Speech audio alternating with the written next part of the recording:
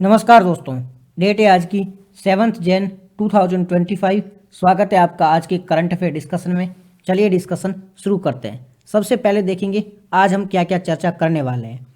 हमारा जो पहला आर्टिकल होगा वो क्लाइमेट चेंज में युवाओं की क्या भूमिका है, इससे संबंधित होगा, युवाओं की भूमिका के बारे में। उसके बाद में हम डिस्कस करेंगे जो दूसरा जो आर्टिकल होगा वो सीपी ग्राम के बारे में। सीपी ग्राम क्या है, ठीक है, इसके क्या प्रावधान है, किस प्रकार से इसने भूमिका निभाई, इसके बारे में बात करेंगे। तीसरा जो हमारा आर्टिकल होने वाला है वो है जीएसटी से रिलेटेड। इस आर्टिकल में क्या देखेंगे, जीएसटी कैसे आया था, क्या प्रावधान है, कौन से टैक्स को इसने चेंज किया था, ये सारे जो हमारे क्वेश्चन है वो इस आर्टिकल में कवर हो जाएंगे। इसे हम आगे से कभी डिस्कस नहीं करेंगे क्योंकि एक बार में ख़त्म कर देते। जीएसटी 5-6 साल पुराना मुद्दा है, ये हर बार न्यूज़ में आता है और हर बार पढ़ने की आवश्यकता नहीं, एक बार बैठो ख़त्म करो। क्यों, अभी करंट अफेयर का मुद्दा रहा ही नहीं है, ये एक स्टैटिस्टिक्स का मुद्दा बन गया। इससे रिलेटेड बहुत क्वेश्चन भी बनते हैं, तो एक बार बैठो ख़त्म करो, बार बार इसको नहीं देखना है। तो आज हमें इसको है ना पूरी अच्छे से समझ लेंगे और आगे कभी भी देखने की आवश्यकता न पड़े, इस तरीके से इसे हम देखेंगे। उसके बाद में जो हमारा नेक्स्ट आर्टिकल है वो पीएम मेमोरियल्स के बारे में। पूर्व जो प्रधानमंत्री है उनकी मृत्यु के बाद में उनके मेमोरियल बनाए जाते हैं। इससे रिलेटेड एक अभी मुद्दा आया है कि मनमोहन सिंह जी का जो मेमोरियल है उसके पर उस पर विवाद हो गया है, तो इससे रिलेटेड हम चर्चा करेंगे। उसके बाद में जो नेक्स्ट जो हमारा आर्टिकल है वो वेव्स के बारे में। वेव्स की फुल फॉर्म क्या होती है, इंडिया कौन सी बारिश से सेलिब्रेट कर रहा है, इन सब चीज़ों के बारे में इस आर्टिकल में डिस्कस करेंगे। नेक्स्ट जो हमारा आर्टिकल होने वाला है वो एनपीए नॉन परफॉर्मिंग एसेट से संबंधित है। क्या है नॉन परफॉर्मिंग एसेट, अभी बात की क्या स्थिति है, इन सब के बारे में इस आर्टिकल में हम चर्चा करेंगे। इसके बाद में जो हमारा नेक्स्ट आर्टिकल होने वाला है वो टोबैको बोर्ड के बारे में, तंबाकू बोर्ड से संबंधित है। तो इसके बारे में हम जानेंगे तंबाकू बोर्ड की स्थापना कब की गई थी और ये क्या कार्य करता है, ये सारी चीज़ें इस आर्टिकल में देखेंगे। उसके बाद में हमारा नेक्स्ट जो आर्टिकल होने वाला है वो होने वाला एनआईए नेशनल इन्वेस्टिगेशन एजेंसी से संबंधित है। तो इसके बारे में हम डिटेल से चर्चा करेंगे। ये शॉर्ट एंड न्यूज़ के आर्टिकल है, मतलब इसके बारे में थोड़ा बहुत आपको आइडिया होना चाहिए, डिटेल में जाने की आवश्यकता नहीं है क्योंकि ये क्वेश्चन ओनली प्रीलिम में ही पूछे जा सकते हैं। मेंस में इसके पूछे जाने की संभावना बहुत ही कम है, ठीक है। तो इसके बारे में थोड़ी बहुत आपको आइडिया होना चाहिए, जिससे क्या है कि अगर मेंस प्रीलिम में कहीं क्वेश्चन बनता है तो आप इसका आंसर कर पाओ। उसके बाद में जो नेक्स्ट आर्टिकल है हमारा वो है स्वच्छ गंगा मिशन के बारे में, ठीक है। स्वच्छ गंगा मिशन से संबंधित हम देखेंगे, इसे कब लॉन्च किया गया था, क्या काम करता है, ये सारी चीज़ें इस आर्टिकल में डिस्कस करेंगे। और लास्ट जो आर्टिकल है वो प्लेस इन न्यूज़ से संबंधित है कि ये प्लेस है वो न्यूज़ में आया है और ये यूपीएससी का फेवरेट टॉपिक है। इस पे यूपीएससी डेफिनेटली क्वेश्चन पूछता है, हर बार एक ना एक क्वेश्चन इस पर आता है। तो चलिए अब आर्टिकल हम शुरू करते हैं, चलते हैं हमारे पहले आर्टिकल की ओर। अब ये जो हमारा पहला आर्टिकल है ना, इसमें बात हुई है कि क्लाइमेट चेंज में युवाओं की कैसे भूमिका हो सकती है। युवा है वो क्लाइमेट चेंज को रोकने में क्या भूमिका निभा सकते हैं। युवा इससे रिलेटेड जो मुकदमे होते हैं क्लाइमेट चेंज को रोकने के लिए उसमें महत्वपूर्ण भूमिका निभाते हैं, तो क्लाइमेट चेंज को रोकने में भी युवा महत्वपूर्ण भूमिका निभा सकते हैं। अब इसको हम आर्टिकल को है ना बहुत डिटेल में डिस्कस करेंगे क्योंकि मेंस में इसका वेटेज बहुत ज़्यादा है। मेंस में कहीं पर भी आपको कोई आंसर राइटिंग करनी हो या कुछ लिखना हो तब ऐसी बात आती है ना कि सामुदायिक भागीदारी की, कि पूरे समुदाय की भागीदारी है, तो वहाँ पर ये एग्जाम्पल दे सकते हो कि युवा भी इसमें महत्वपूर्ण भूमिका निभा सकते हैं। युवाओं के पास में अगर इतना प्रशिक्षण हो, युवाओं को इस प्रकार से ट्रेन किया जाए तो युवा भी एक महत्वपूर्ण भूमिका निभा सकते हैं। इसके बाद में हम कुछ एग्जाम्पल देखेंगे, उस एग्जाम्पल को भी आप लिख सकते हो। तो ये है ना पूरा एक सारे एंगल कवर कर लेंगे। वैसे समाज की भूमिका तो है ही, ठीक है, सरकार की भी भूमिका है, सरकार भी अपने लेवल पे काम करती, तो उसी प्रकार से युवाओं की भी एक अलग से भूमिका का एक डायमेंशन कवर हो जाएगा, एक अलग से टॉपिक ऐड हो जाएगा। वैसे डायरेक्ट ऐसे क्वेश्चन बन जाए कि युवाओं की क्या भूमिका है इस प्रकार से, तो वहां पर भी इस प्रकार के टॉपिक काम आ सकते हैं। तो यहाँ पे कुछ एग्जाम्पल दिए गए हैं। तो सबसे पहले आपको समझना है कि अभी कॉन्फ्रेंस ऑफ पार्टी की बैठक हुई थी, मीटिंग हुई थी, सम्मेलन हुआ था। ये कहाँ हुआ था, ये हुआ था अजरबैजान बाकू में। कॉन्फ्रेंस ऑफ पार्टी सीओपी इसकी बैठक हुई थी, कहाँ हुई थी, अजरबैजान बाकू में हुई थी। इस दौरान क्लाइमेट चेंज जो हो रहा है उसे रोकने के लिए कुछ बातें की गई थी। तो अब क्या क्या बातें की गई थी इस सम्मेलन के दौरान, तो अभी ये कहाँ हुआ था, पहला पॉइंट प्रीलिम के लिए याद रखना, COP 29 की बैठक हुई थी। COP 29 कॉन्फ्रेंस ऑफ पार्टी 29 इसकी जो हुई थी सम्मेलन, ये कहाँ हुआ था, अजरबैजान बाकू में हुआ था। तो प्रीलिम में इसकी लोकेशन आपको पता होनी चाहिए, कहाँ पर ये लोकेटेड है, ये चीज़ आपके प्रीलिम में काम आ सकती है, मेंस में काम आ सकती है। और प्रीलिम में ये भी काम आ सकता है कि इस दौरान क्या क्या स्टेप लिए गए थे। यूपीएससी प्रीलिम में इससे रिलेटेड क्वेश्चन पूछ सकती है कि भाई ये जो अभी कॉन्फ्रेंस ऑफ पार्टी की मीटिंग हुई थी, इसमें कौन कौन से लक्ष्य रखे गए थे, क्या क्या बातें करी गई थी, क्या स्टेप लिए गए हैं, इससे रिलेटेड भी क्वेश्चन पूछा जा सकता है। तो हम बात कर लेते हैं पहले कॉन्फ्रेंस ऑफ पार्टी की 29 मीटिंग में क्या क्या बातें करी गई थी। इस आर्टिकल में कुछ बातें दी गई, जैसे कि सबसे पहला पॉइंट है नया जलवायु वित्त लक्ष्य। क्या बात करेगी पहली, नया जलवायु वित्त लक्ष्य, यानी कि फाइनेंशियल जो क्लाइमेट फाइनेंस है उसके बारे में बात करी गई है।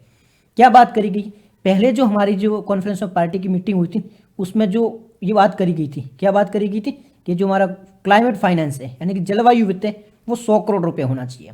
अब इसको बढ़ाकर 300 करोड़ करने की बात करी गई है, यानी कि 3x 3 टाइम बढ़ाने की बात की गई है। तो अब हम देखेंगे कि ये क्लाइमेट फंड होता क्या है। देखो सिंपल सी क्या बात होती है, यहाँ पे हम समझ लेते हैं। जैसे कि एक तो होती है ग्लोबल, ठीक है, विश्व लेवल पे बात करते हैं। एक होते हैं डेवलप कंट्री, डेवलप और कंट्री, CRU कंट्री। एक होता है डेवलपिंग, डेवलपिंग, और एक होता है लीस्ट डेवलप। 3 टाइप के कंट्री होते हैं। डेवलप लाइक USA देख लो, जापान, ये रसिया, ये सारे डेवलप कंट्री के अंतर्गत आ गए। और ये सारी कमजोर देश आ गए, बाकी वाले देश कमजोर in the sense economic form में। अब इनके पास में पैसों की कोई कमी नहीं है, फाइनेंस की कोई कमी नहीं है, ठीक है, इसके पास में वित्त बहुत है और इनके पास में वित्त की कमी है। अब जो ग्लोबल लेवल पर क्लाइमेट चेंज हो रहा है ना, ग्लोबल लेवल पर क्लाइमेट चेंज हो रहा है, उसमें इनकी भूमिका ज़्यादा है क्योंकि इन्होंने ऑलरेडी इकोनॉमिक डेवलपमेंट करी है, तो यहाँ पर मैन्युफैक्चरिंग भी हुई होगी।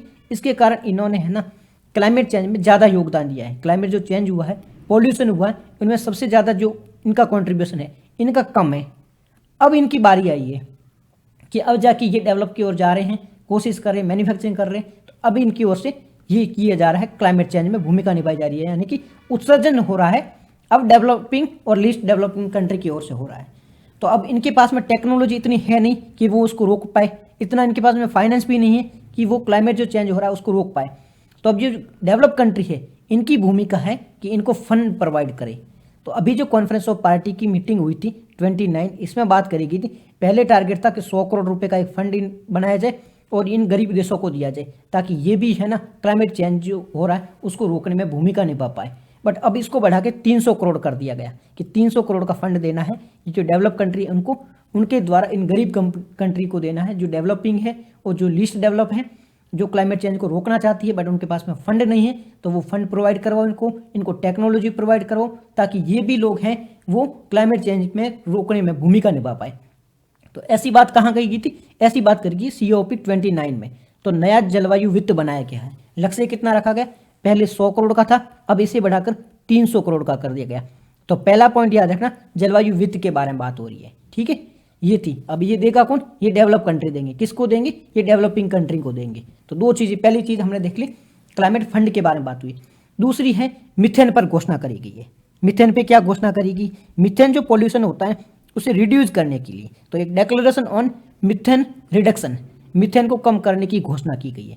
इसमें कौन कौन से देश है, USA है, जर्मनी है, ब्रिटेन है, ये सारे देश है, USA, जर्मनी, ब्रिटेन और UAE, इन 30 देशों ने मिलकर एक डिक्लेरेशन की, एक घोषणा की है।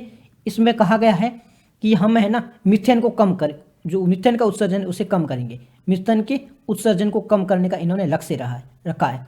भारत इसका मेंबर नहीं है, भारत ने इस पर हस्ताक्षर नहीं किए, यानी कि भारत है वो सिग्नेटरी नहीं है। ये पॉइंट प्रीलिम में ये आ सकता है कि मिथेन से रिलेटेड अभी जो डिक्लेरेशन की गई है उसमें 30 देश है, ठीक है, सारे देश याद रखने की आपको आवश्यकता नहीं है, बट याद रखना अमेरिका, जर्मनी वगैरह ये देश शामिल है। क्या भारत उसका सिग्नेटरी है, भारत उसका सिग्नेटरी नहीं है, यानी कि भारत ने इस हस्ताक्षर पर साइन नहीं किए है। अब इसमें क्या उद्देश्य रखा गया है, इसमें है मिथेन के उत्सर्जन को कम करने का नेशनली डिटरमिनेशन कंट्रीब्यूशन। ये क्या होता है, ये अलग अलग जो देश होते हैं वो अपने देश के द्वारा एक योगदान को निर्धारित करते हैं कि हम निर्धारित करते हैं कि हम मिथेन के उत्सर्जन को इतने % कम करेंगे। जैसे इंडिया का टारगेट है ना 2070 तक हम कार्बन का उत्सर्जन है उसे 0 कर देंगे, कार्बन के उत्सर्जन को हम 0 पर लेके आएंगे, हमारा टारगेट है 2070 तक का। तो ये हमारा क्या है, ये राष्ट्रीय स्तर पर निर्धारित योगदान, इसे NDC, नेशनली डिटरमिनेशन कंट्रीब्यूशन कहा जाता है। तो इस प्रकार से मिथेन के लिए भी इन देशों ने मिलकर मिथेन नेशनली डिटरमिनेशन कंट्रीब्यूशन का भी एक लक्ष्य रखा है। तो ये चीज़ आपको पता होनी चाहिए। पहला पॉइंट है कि COP29 में बात हुई है किसके बारे में, जो जलवायु फंड, जलवायु फाइनेंस है, उसे 100 से 300 करोड़ करना है। दूसरा क्या, मीथेन के लिए एक डिक्लेरेशन भी साइन करी गई है। तो 2 पॉइंट आपको याद रहेंगे। तीसरा क्या है, तीसरा कुछ और भी जो जैसी हुई थी, अभी बात हुई है कॉन्फ्रेंस ऑफ पार्टी 29 की, तो इससे पहले भी कॉन्फ्रेंस ऑफ पार्टी की मीटिंग हुई थी UNFCCC, ठीक है। इसकी समय समय पर मीटिंग होती है। 2015 में कहाँ हुई थी, पेरिस में। तो ऐसे अलग अलग समय पर इसकी मीटिंग होती है। तो अलग अलग समय पर होती है, तो अलग अलग घोषणाएं की जाती है इसके द्वारा, ठीक है। तो अभी जो घोषणा करेगी वो हम ऑलरेडी देख चुके हैं। अभी की एक तो फंड की घोषणा है, एक मीथेन की घोषणा है, ये 2 बड़ी घोषणा है, ठीक है। इसके अलावा पहले जो हुई थी ना, जो मीटिंग हुई थी इसकी, उसमें भी कुछ घोषणाएं की गई थी, कुछ इनिशिएटिव लिए गए थे। जैसे कि 2015 में कहाँ हुई थी ये, 2015 में कॉन्फ्रेंस ऑफ पार्टी की मीटिंग हुई थी, ये पेरिस में हुई थी।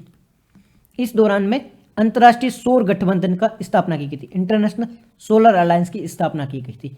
ये भारत और फ्रांस दोनों ने मिलकर की गई थी। तो 2015 में जब पेरिस में UNFCCC की मीटिंग हुई थी, इसमें भारत और फ्रांस ने मिलकर अंतर्राष्ट्रीय सौर गठबंधन बनाने की बात करी थी और 2016 में इसकी स्थापना करी गई, ठीक है। तो ये अंतर्राष्ट्रीय सौर गठबंधन क्या करता है, तो ये सोलर जो एनर्जी है उसको बढ़ाने की बात करता है, सौर ऊर्जा को अपनाने की, बढ़ावा देने की बात करता है, ठीक है। ये कब हुआ था, 2015 में हुआ था। ये भी प्रीलिम में पूछा जा सकता है और मेंस में तो देखो यूज कर सकते हो आज की, कि भारत किस प्रकार से दूसरे देशों के साथ में मिलकर काम कर रहा है क्लाइमेट चेंज को रोकने के लिए, वैसे वहां पर ये एग्जाम्पल दिया जा सकता है। फिर एक लाइफ है, लाइफ मतलब क्या है, पर्यावरण के लिए जीवन शैली, ठीक है, लाइफ फॉर एनवायरमेंट, ठीक है। तो ये लाइफ नाम का एक इनिशिएटिव है, ये लिया गया है। इसमें क्या किया जाएगा, इस इनिशिएटिव के अंतर्गत लाइफ स्टाइल फॉर एनवायरमेंट, इसमें है ना वकालत की जाएगी कि जो कार्बन फुटप्रिंट होते हैं उसे कैसे, किस प्रकार से कम किया जा सकता है। तो कार्बन फुटप्रिंट को कम करने के लिए ये जो लाइफ स्टाइल है, लाइफ स्टाइल फॉर एनवायरमेंट, जिसे शॉर्ट फॉर्म में लाइफ कहा जाता है, इसमें काम किया जा सकता है। तो ये भी कॉन्फ्रेंस ऑफ पार्टी की मीटिंग के दौरान ही घोषणा करी गई है, ठीक है। उसके बाद में मैंग्रोव के लिए गठबंधन किया गया है। जो मैंग्रोव ट्रीज होते हैं, मैंग्रोव का मतलब आपको पता है कहाँ पर होते हैं, जैसे दलदले वाली भूमि होती है वहाँ पर मैंग्रोव होते हैं। तो उनको संरक्षण करने के लिए, उनको प्रोटेक्ट करने के लिए मैंग्रोव के लिए भी एक गठबंधन हो चुका है। तो mangrove alliance for climate change, ये मैंग्रोव अलायंस ये बनाता। तो ये भी कॉन्फ्रेंस ऑफ पार्टी की मीटिंग के दौरान ही इसका स्टेप लिया गया था। अब ये हमने देख लिए है कि अभी तो कॉन्फ्रेंस ऑफ पार्टी हुई है 29, इसमें क्या क्या स्टेप हुए। इसके अलावा पहले पर्यावरण जो चेंज हो रहा है, एनवायरनमेंट चेंज हो रहा है, क्लाइमेट चेंज हो रहा है, इसको रोकने के लिए क्या क्या स्टेप लिए गए, उन सब के बारे में बात करी थी। अब मेन पॉइंट पे आएंगे कि इसमें युवाओं की क्या भूमिका हो सकती है, ठीक है। जो हमारा मेन मुद्दा तो यही है कि युवा किस प्रकार से भूमिका निभा सकते हैं।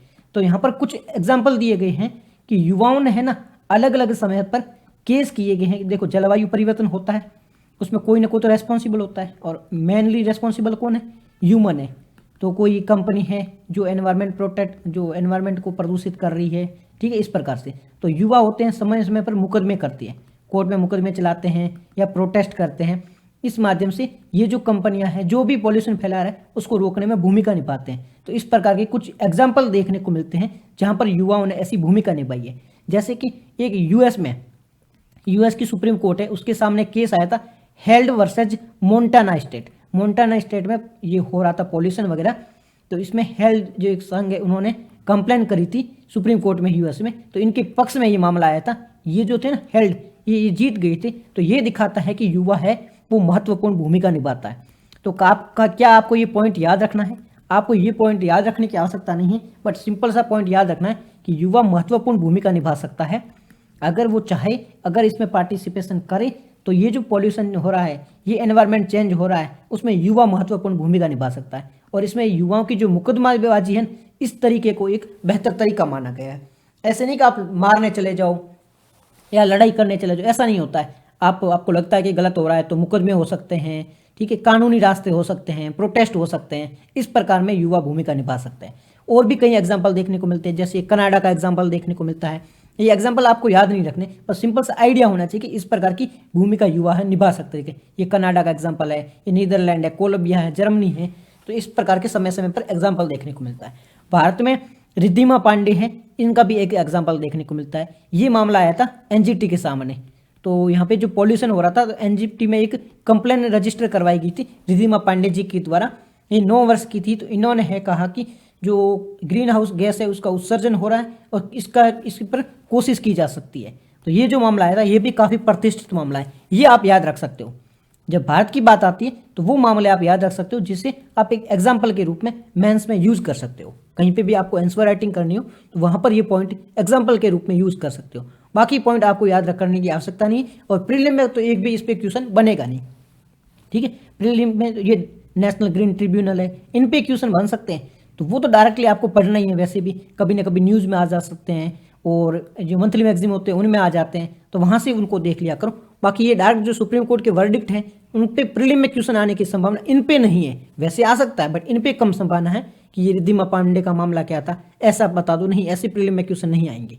ठीक है, अब बात कर लेते हैं हम युवाओं की मुकदमेबाजी और इसमें अब चैलेंज क्या देखने को मिलता है। देखो वैसे फायदे तो देखने को मिले, अब फायदे ये भी है कि इससे क्या मानवाधिकार है, मानवाधिकार और जलवायु परिवर्तन किस प्रकार से एक दूसरे से जुड़ा हुआ है। ह्यूमन राइट क्या होता है, ह्यूमन राइट मानवों की रक्षा करना, मानवों के जो अधिकार होते हैं जो बचपन से उनको मिलते हैं, जो उनके मूल होते हैं उनको ह्यूमन राइट कहा जाता है। अब ह्यूमन राइट के अंतर्गत जो एनवायरनमेंट है, जो हमारा क्लाइमेट है वो कैसे होना चाहिए, फ्रेश होना चाहिए, साफ सुथरा होना चाहिए। तो ये भी एक प्रकार का हमारा अधिकार है।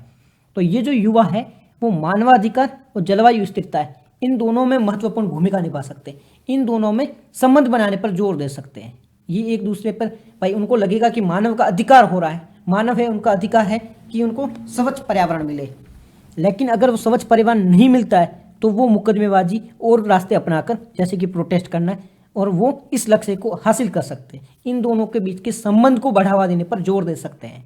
ठीक है, तो युवा अलग अलग प्रकार से भूमिका निभा सकते हैं। अब कुछ चैलेंज भी देखने को मिलते हैं। युवा वैसे भूमिका तो निभा सकते हैं बट युवाओं के सामने चैलेंज क्या आते हैं। सबसे पहले देखो मुकदमेबाजी है ना, उनमें कोई पढ़ना नहीं चाहता, कोई भी नहीं चाहता। आपको कोई बता दिया जाए कि चलो आपको जाके किसी पे कंप्लेंट करनी है, कोई मुकदमा दर्ज करना है, तो आप उस मामले में जाओगे नहीं। तो मुकदमेबाजी में युवा नहीं जाएंगे। युवा है वो जलवायु आंदोलन में नहीं जुड़ पाते हैं क्योंकि उनके जो विरोध प्रदर्शन है, उनकी जो कार्रवाई होती है, जो भागीदारी होती है, सहभागिता होती है, उनमें कमी देखने को मिलती है। तो ये सबसे बड़ी बाधा देखने को मिलती है कि वो एक्टिवली भूमिका नहीं निभा पाते हैं क्योंकि उनमें कई प्रॉब्लम देखने को मिलती है। ठीक है, इसके अलावा कुछ प्लेटफॉर्म है उनका भी जमीनी स्तर पर उपयोग नहीं किया जाता है। अगर समय पर आपने देखा होगा जैसे किसान आंदोलन हुआ था उसमें युवाओं ने महत्वपूर्ण भूमिका निभाई थी। तो इस प्रकार से ग्राउंड लेवल पर काम हो तब तो युवा भूमिका निभा सकते हैं, बट ऐसे काम नहीं हो तो युवाओं को और भी कई काम रहते हैं तो वो इसमें पार्टिसिपेट नहीं कर पाते हैं। ठीक है, ये चैलेंज देखने को मिलता है। फिर कुछ सुधार भी किया जा सकता है जैसे कि युवाओं को ट्रेन करने की आवश्यकता है, जवाबदेही ठहराई जा सकती है, वैश्विक जो आंदोलन हुए उनसे प्रेरित करने की आवश्यकता है। तो इन सब कार्यवाहियों के माध्यम से युवाओं की जो भूमिका है वो बढ़ाई जा सकती है कि किस प्रकार से जो जलवायु परिवर्तन हो रहा है उसे रोका जा सकता है। तो ये हमारा पूरा आर्टिकल था। अगर कहीं पे भी प्रीलिम मेंस में वगैरह क्वेश्चन आए तो इससे रिलेटेड जो भी क्वेश्चन है वो आप इसका आंसर कर पाओगे। नेक्स्ट आर्टिकल की बात करें तो वो सीपी ग्राम से संबंधित है। क्या है हमारा आर्टिकल, इसके बारे में बात करेंगे। सीपी ग्राम होता है क्या है, ठीक है, ये पोर्टल है, इसका क्या बेनिफिट है और न्यूज़ में क्यों है। तो बात करें सीपी ग्राम की तो अभी क्या हुआ है, एक रिपोर्ट में बताया गया है कि 2022 से 2024 2022 से 2024 तक सीपी ग्राम ने 70 लाख से अधिक शिकायतों का सफलतापूर्वक समाधान किया है। यानी कि एक कंप्लेन रजिस्टर करवाई जाती है, ठीक है, सीपी ग्राम के अंतर्गत। तो 2002 सालों में 2022 से 2024 तक इन्होंने सीपी ग्राम के माध्यम से 70 लाख जो शिकायतें थी उनका सफलतापूर्वक समाधान किया है। तो ये काफ़ी ज़्यादा बेनिफिशियल साबित हुई है, इसलिए ये सीपी ग्राम न्यूज़ में है। न्यूज़ आपको समझ में आ गई है, ठीक है जी। ये प्रीलिम में तो काम का है ही, ठीक है, डायरेक्ट क्वेश्चन बन सकता है सीपी ग्राम क्या है। मेंस में जब आपको लिखना हो कि गवर्नमेंट है किस प्रकार से इनोवेशन की सहायता लेकर या किस प्रकार की टेक्नोलॉजी की सहायता लेकर लोगों की मदद कर रही है, इस प्रकार से कुछ भी लिखना हो तो आप एग्जाम्पल देख सकते हो कि सीपी ग्राम जैसे कोई पोर्टल है उनके माध्यम से गवर्नमेंट डायरेक्ट ही तुरंत शिकायतों का निवारण का प्रयास कर रही है। वहाँ पर ये एग्जाम्पल दे सकते हो, जैसे कि एग्जाम्पल के रूप में 70 लाख शिकायतों का सफलतापूर्वक समाधान किया, ऐसा कुछ लिख सकते हो तो आपका आंसर है वो बहुत अच्छा लगेगा। तो मेंस में तो यही इसके काम आ सकते हैं, इसके एग्जाम्पल ही, और प्रीलिम में इस पर डायरेक्ट क्वेश्चन बन सकता है। तो सीपी ग्राम की फुल फॉर्म क्या है, केंद्रीय लोक शिकायत निवारण निगरानी प्रणाली। क्या फुल फॉर्म है, केंद्रीय लोक शिकायत निवारण निगरानी प्रणाली। सीपी ग्राम की फुल फॉर्म याद रखनी है, हाँ याद रख सकते हो, यूपीएससी इससे प्रीलिम में क्वेश्चन पूछ सकता है। Centralised public grievance redressal and monitoring system, केंद्रीय लोक शिकायत निवारण निगरानी प्रणाली। ठीक है, इसकी फुल फॉर्म आप याद रख सकते हो। फिर बात करते हैं सीपी ग्राम की, तो इसकी फुल फॉर्म हमने देख ली, केंद्रीय लोक शिकायत निवारण निगरानी प्रणाली, centralised public grievance redressal and monitoring system, ये इसकी फुल फॉर्म है। अब ये करता क्या है, ये सिंपल सी बात करता है। इसका उद्देश्य की बात करें, इसके एम की, ऑब्जेक्टिव की बात करें, तो इसका सिंपल सा ऑब्जेक्टिव यही है कि नागरिक यानी कि सिविलियन, ठीक है, सिविलियन एंड सरकार, नागरिक और सरकार के बीच में जो अंतर है, क्योंकि वो सरकार, नागरिक को लगता है सरकार हमसे बहुत दूर है, इनके बीच में एक खाई देखने को मिलती है। ये जो अंतर है, ये जो गैप है, इनको फुल करने का, उनको फील करने का जो काम है वो सीपी ग्राम करती है। किस प्रकार से इसको फील किया जा सकता है, गवर्नमेंट की कोई भी स्कीम हो उसे डिलीवर कौन करता है, उनको सरकारी अधिकारी द्वारा डिलीवर किया जाता है। यानी सार्वजनिक जो भी स्कीम होगी उसको सरकारी अधिकारी द्वारा या सार्वजनिक अधिकारी के द्वारा इसे डिलीवर किया जाएगा। ठीक है, सिंपल सी बात है, सार्वजनिक अधिकारी इसे डिलीवर करेगा। तो अब इसकी ये सही से अगर इसे डिलीवर नहीं कर रहा है, ये जो सरकारी अधिकारी है, कोई भी गवर्नमेंट की स्कीम है, कुछ भी गवर्नमेंट जो भी सेवा इसको दी गई है, आपको ये काम करना है, जैसे पटवारी की अलग काम होता है, ठीक है, टीचर का अलग काम होता है। अगर ये लोग अपने सही से काम नहीं कर रहा है, या कोई अधिकारी है जिसको काम दिया गया है कि आप इस सेवा का वितरण करोगे, तो वो अपना काम सही से नहीं कर रहा है, तो आप कंप्लेन कहाँ कर सकते हो, आप सीपी ग्राम पे जाके कंप्लेन कर सकते हो। तो सीपी ग्राम एक ऑनलाइन प्लेटफॉर्म है, ये आपको प्ले स्टोर से मिल जाएगा, इसको डाउनलोड करो। फिर आपको लगता है कि कोई अधिकारी सही से काम नहीं कर रहा, चाहे वो टीचर हो, डॉक्टर हो, या फिर पुलिस हो, कोई भी हो, वो अगर सही से काम नहीं कर रहा है, तो आप जाके सीपी ग्राम पोर्टल पे कंप्लेन रजिस्टर करो। ये 24/7 काम करता है, 24/7 ये उपलब्ध है। इस पे जाके आप कंप्लेन करो, उस अधिकारी के तुरंत एक्शन लिया जाएगा।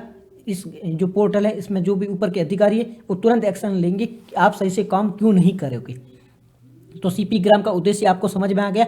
ये नागरिक और सरकार के बीच की जो गैप है, गैप कैसे कम किया, ये ऑनलाइन कंप्लेन के माध्यम से गैप किया। आपको लगता है कि जो सरकार है वो आपके लिए काम नहीं कर रही है, तो आप कंप्लेन कर दो, तो वो कंप्लेन रजिस्टर होगी, तो उस पर एक्शन होगा, तो एक फीयर आएगा जो अधिकारी है उनमें, और अगर फीयर आएगा तो वो सही से काम करेगा। तो इस प्रकार से आपके बीच में जो गैप है वो गैप कम हो जाएगा। तो सीपी ग्राम पोर्टल है वो ऑनलाइन पोर्टल है, उसके माध्यम से आप शिकायत कर सकते हो। थोड़ी बहुत आइडिया आपको आ गया होगा।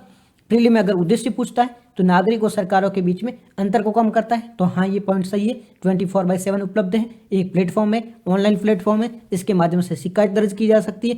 किसकी शिकायत दर्ज करी जा सकती है, सरकारी अधिकारियों की, जो सेवा वितरण सही नहीं कर रहे उनकी शिकायत दर्ज करवाई जा सकती है। ठीक है, ये पॉइंट है। फिर कुछ और पॉइंट है, इसकी कुछ विशेषता है। जैसे विशेषता क्या है, पहली है ईजी टू एक्सेस, आसान पहुंच। ये है ना, आप ऑनलाइन जाओ, कहीं आपको कहीं और जाने की जरूरत नहीं। जैसे कि भाई ऐसे लगता है कि नहीं यार, ऑफलाइन जाना होता है, कोर्ट में जाने पड़ेगा, मुकदमा करना पड़ेगा, ये सारी चीज़ें होगी नहीं।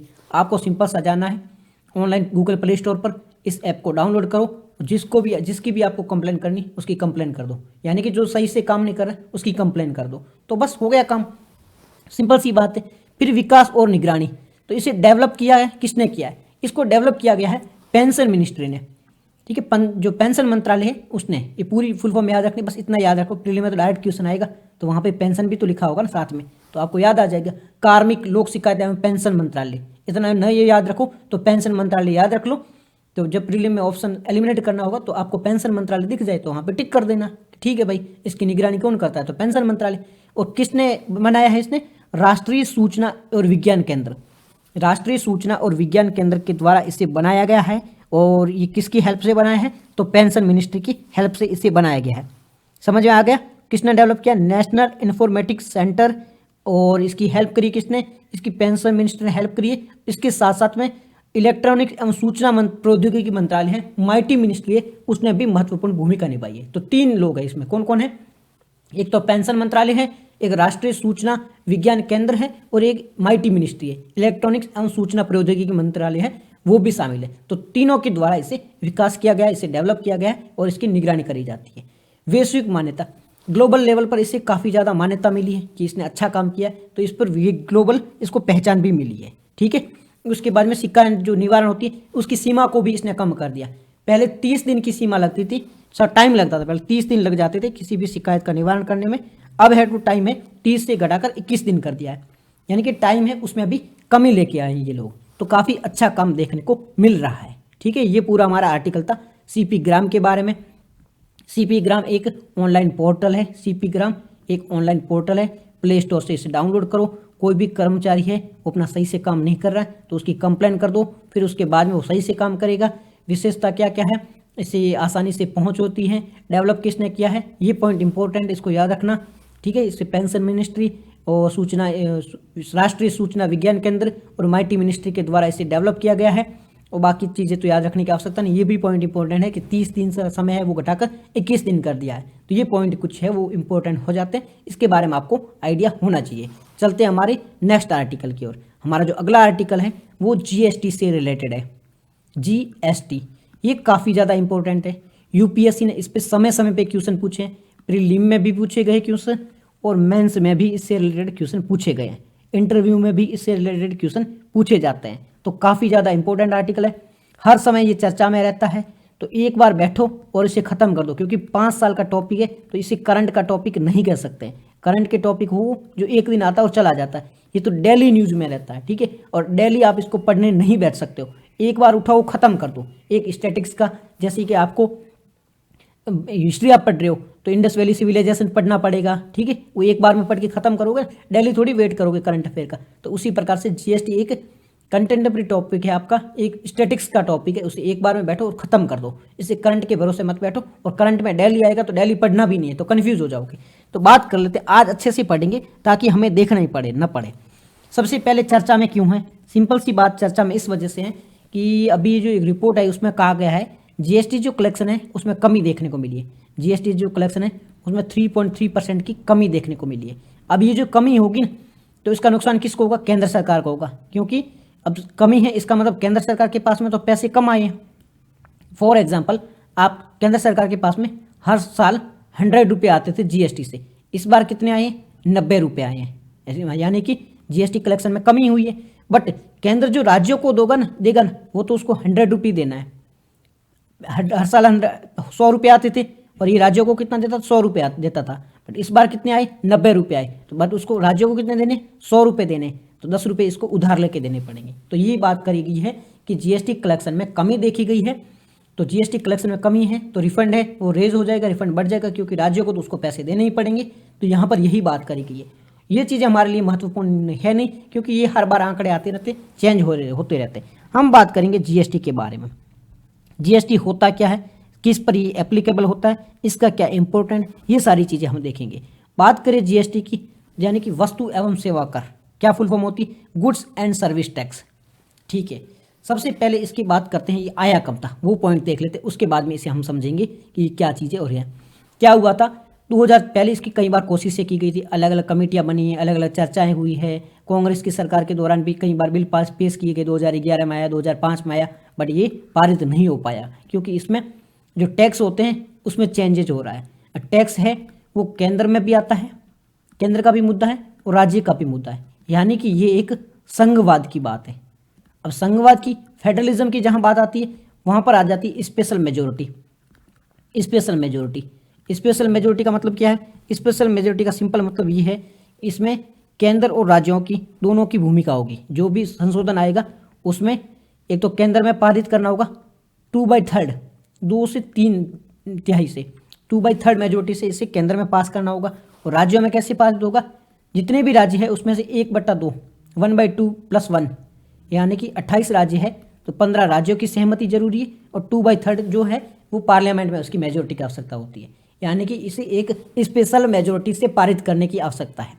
तो जीएसटी जो है वो एक फेडरलिज्म का मुद्दा है, एक संघवाद का मुद्दा है, तो इसके लिए पार्लियामेंट में भी एक स्पेशल मेजोरिटी चाहिए। और जो जितने भी राज्य हैं उसमें 1/2 + 1, अभी 28 राज्य है तो उसमें से 15 राज्य, 28 का आधा कितना होता है, 14 होता है, प्लस 1 ऐड कर दो तो 15, तो 15 राज्यों की सहमति की आवश्यकता होती है। तो इतना टफ इसका जो बहुमत होता है, इसका टफ संशोधन होता है, इसलिए पहले पास नहीं किया गया था। बट 2014 में बीजेपी की सरकार बनी तो वो काफ़ी स्ट्रॉन्ग सरकार थी, उसके पास मेजोरिटी थी, तो उनके पास में लोकसभा में मेजोरिटी थी, राज्यसभा में भी उन्होंने जोड़ तोड़ की मेजोरिटी कर ली, तो उसके बाद में इसे पारित कर दिया गया। अब कैसे हुआ था, 2014 में एक अमेंडमेंट बिल आया था। देखो बिल और एक्ट में अंतर होता है, यहाँ पे देख लो। 2014 में एक अमेंडमेंट बिल आया था। बिल क्या होता है? जो कानून नहीं पढ़ता है, पहले कोई प्रस्ताव पेश किया जाता है, उसे बिल ही कहा जाता है, ठीक है, और पास होने के बाद में वो एक्ट बनता है। अलग अलग इसका प्रोसेस होते हैं, ठीक है जी। संसद में चर्चा होगी, फिर राष्ट्रपति साइन करेगा तो वो एक्ट बन जाएगा। अब ये बिल कौन सा था? ये एक संशोधन बिल था, यानी कि अमेंडमेंट बिल था, संविधान संशोधन बिल, संविधान संशोधन बिल था, ठीक है। तो संविधान संशोधन बिल कौन सा था? ये 122वां संशोधन बिल था। अब आप पे एक क्वेश्चन सामने आ जाए कि जो जीएसटी का संशोधन बिल है, यहाँ पर 122वां लिखा हो, ऑप्शन में 122वां लिखा हो, तो आप गलत करके आओगे, क्योंकि आप सोचोगे ये तो 101वां संशोधन था, 101st कॉन्स्टिट्यूशन अमेंडमेंट था, बट ये एक्ट था। संशोधन अधिनियम कौन सा था? 101वां था, और संशोधन बिल कौन सा था? 122वां था। ये दोनों अंतर आप कंफ्यूज मत होना। तो जो संविधान संशोधन का बिल पेश किया गया था जीएसटी के लिए, ये 122वां संविधान संशोधन बिल था, यानी कि 122, इससे पहले 121 बिल पेश किए गए थे, जिसमें से 101 पारित हो गए हैं। तो कुछ ऐसे हो गए जो फेल भी हो गए होंगे ना, संविधान संशोधन के लिए सारे बिल पास हुए नहीं होंगे, तो 101 है वो पास हो गए, बाकी ऊपर वाले हैं वो पास नहीं हुए। तो बिल कौन सा था? 122वां संविधान संशोधन बिल था, और एक्ट कौन सा था? 101वां संविधान संशोधन एक्ट था। ये दोनों अंतर आप याद रखना, इनको कन्फ्यूज मत होना। तो जीएसटी संशोधन के लिए जो बिल इंट्रोड्यूस किया गया था 2014 में कॉन्स्टिट्यूशन में, तो ये 122वां कॉन्स्टिट्यूशन अमेंडमेंट बिल था। बिल कौन सा था? 122वां था, 122nd कॉन्स्टिट्यूशन अमेंडमेंट बिल था। इसे पास किया गया, इसको रखा गया संसद में, फिर लोकसभा में पास किया, फिर राज्यसभा में पास किया, फिर राज्यों के पास में भेजा गया, 15 राज्यों ने सहमति दी, फिर वापस राष्ट्रपति ने सहमति दी, फिर ये बन गया एक्ट। और एक्ट कौन सा बना था? 101st कॉन्स्टिट्यूशन अमेंडमेंट एक्ट, 101वां संविधान संशोधन अधिनियम 2016 में ये पारित हुआ दोनों सदनों में से, और इसके बाद में ये एक्ट बन गया। तो एक्ट कौन सा है? 101वां है, और ये बिल कौन सा है? बिल 122वां है, ठीक है। 2016 में इसे इंट्रोड्यूस किया गया था, 2016 में इसे पारित किया गया था। सिंपल बात आपको समझ में आ गई होगी। तो जीएसटी विधेयक 2014 में आया था, विधेयक 122वां संविधान संशोधन विधेयक था, पास हुआ 2016 में, इसकी चर्चा होकर 101वां संविधान संशोधन कानून बन गया, उसके बाद में ये लागू हो गया। अब इसके लिए कुछ संविधान में भी संशोधन किए गए थे, ठीक है, 100 संविधान में संशोधन किया गया था। तो यहाँ पर केंद्र और राज्य दोनों सरकारें हैं, वो जीएसटी लगाने का अधिकार दिया गया, यानी कि इसके बाद में केंद्र भी अधिकार है, केंद्र के पास में भी, वो भी जीएसटी लागू कर सकती है, और राज्यों के पास में अधिकार है, वो भी इसे लागू कर सकती है। केंद्र में इससे पहले कौन कौन से टैक्स लगाए जाते थे? तो केंद्र लगाती थी एक सेवा कर सर्विस टैक्स, सेवा कर सर्विस टैक्स प्लस उत्पाद शुल्क, ये दोनों एक्साइज ड्यूटी और सर्विस टैक्स, ये केंद्र सरकार के द्वारा लगाए जाते थे। तो केंद्र सरकार कौन कौन से टैक्स लगाती थी? जिसके जगह जीएसटी आई, केंद्र सरकार 2 टैक्स लगाती थी, ठीक है। केंद्र सरकार कौन कौन से 2 टैक्स लगाती थी? एक लगाती थी सर्विस टैक्स, ठीक है, एक लगाती सर्विस टैक्स, और दूसरा लगाती थी एक्साइज ड्यूटी। केंद्र सरकार के द्वारा 2 टैक्स लगाए जाते थे, सर्विस टैक्स और एक्साइज ड्यूटी, और उसकी जगह क्या आ गया? जीएसटी आ गया। और राज्य सरकार कौन से लगाती थी? राज्य सरकार लगाती थी वेट और लग्जरी टैक्स। राज्य सरकार भी 2 टैक्स लगाती थी, एक लगाती थी वेट, दूसरा था लग्जरी टैक्स। इसकी जगह किसने ले ली? इसकी जगह ले ली जीएसटी ने। तो राज्य के भी 2 टैक्स गए और केंद्र सरकार के भी 2 टैक्स गए। तो अब केंद्र सरकार में क्या आ गया? एक आएगा सीजीएसटी। सीजीएसटी, सीजीएसटी क्या होगा? सेंट्रल लेवल पर जीएसटी होता है, central good and service tax, इसे कहा जाता है सीजीएसटी। सीजीएसटी कौन लेगा? ये केंद्र सरकार के द्वारा लिया जाएगा। एक आया सीजीएसटी, दूसरा आया एसडीएसटी, एसजीएसटी, यानी कि state goods and service tax. इसे कौन लेगा? इसे राज्य सरकारों के द्वारा लिया जाएगा। सीजीएसटी केंद्र सरकार लेगी, एसडीएसटी राज्य सरकार लेगी। तीसरा था आईजीएसटी। आईजीएसटी ये क्या होता है? ये इंटीग्रेटेड जीएसटी होता है। मतलब क्या है? ये एग्जाम्पल के लिए महाराष्ट्र राज्य है, यहाँ से कोई चीज़ भेजी जा रही है यूपी में, ठीक है, तो ये 2 राज्यों के बीच में भेजी जा रही है, 2 राज्यों की बाउंड्रियों के बीच में भेजी जाएगी। तो यहाँ पर जीएसटी कौन सा लगेगा? यहाँ आईजीएसटी लगेगा, integrated goods and service tax लगेगा इस पर। अब ये कौन लगेगा?